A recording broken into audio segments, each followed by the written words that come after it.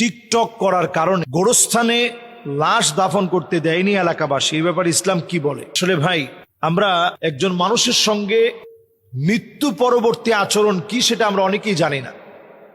একজন মানুষ মারা যাওয়ার পরে প্রথম আচরণ হওয়া দরকার তার খবরটা শুনে এই কথা বলা, ইন্না লিল্লাহি ওয়া ইন্না ইলাইহি রাজিউন।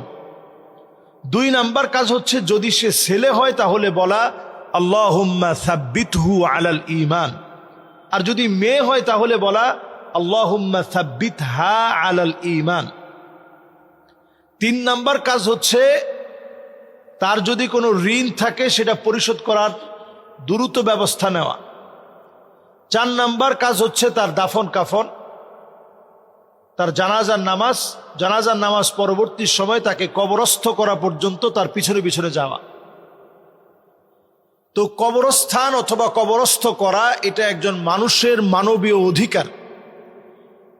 মানুষ হিসাবে মানুষের অধিকার হচ্ছে আপনি তাকে দাফন কাফন করবেন, তাকে কবরস্থ করবেন, এটা তার প্রাপ্য একটা অধিকার।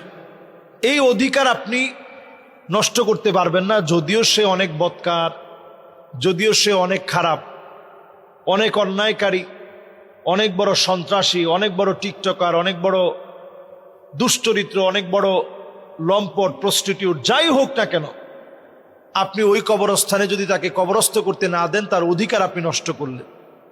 এটা আপনি করতে পারবেন না যে তাকে আপনি মৃত্যু পরবর্তী সময়ে তাকে আপনি দাফন কাফন করতে দেন নাই, এই কাজটা আপনি করতে পারবেন না। তাহলে এটা তার অধিকার, এই অধিকার তাকে নিশ্চিত করতে দিতে হবে। এরপরে যেটি গুরুত্বপূর্ণ বিষয়, অন্তত জীবদ্দশায় যেন এলাকাবাসী মিলে এমন পদক্ষেপ যাতে নেওয়া যায় সে যেন টিকটক সহ তার চরিত্র যেন ধরে রাখতে পারে। পঞ্চায়েত করে, পঞ্চায়েতের মাধ্যমে যারা মুরব্বীরা আছে তারা জীবদ্দশায় আপনারা এই সিদ্ধান্ত নিতেন যাতে করে সে ভালো মানুষ হতে পারে। আমরা জীবদ্দশায় তেমন কিছুই করলাম না, এবার একটা মৃত লাশের সঙ্গে আমি আমার ক্ষমতা দেখালাম। এই কাজটা যেন আমরা না করি। একটা মানুষ যখন মরে যায়, নবীজি সাল্লাল্লাহু আলাইহি সাল্লামের সামনে দিয়ে একটা ইহুদির লাশ যাচ্ছে, তো নবীজি অবাক হয়ে দাঁড়িয়ে গেলেন। সাহাবায়ে কেরাম বললেন, হাদিহি জুসসাতুল ইয়াহুদ, ইয়া রাসূলুল্লাহ, এটা তো একটা ইহুদির লাশ, এই লাশের জন্য আপনি দাঁড়ায় গেলেন? নবীজি বললেন যে ইহুদির লাশ হলেও সে বনি আদম, ওয়া কাররামনা বানি আদম, আল্লাহ তাআলা বনি আদমকে বড় সম্মানিত করেছে। বনি আদমকে আপনি অপমানিত, লাঞ্ছিত করতে পারবেন না। বনি আদম আল্লাহর কাছে বড় দামি, বড় সম্মানিত।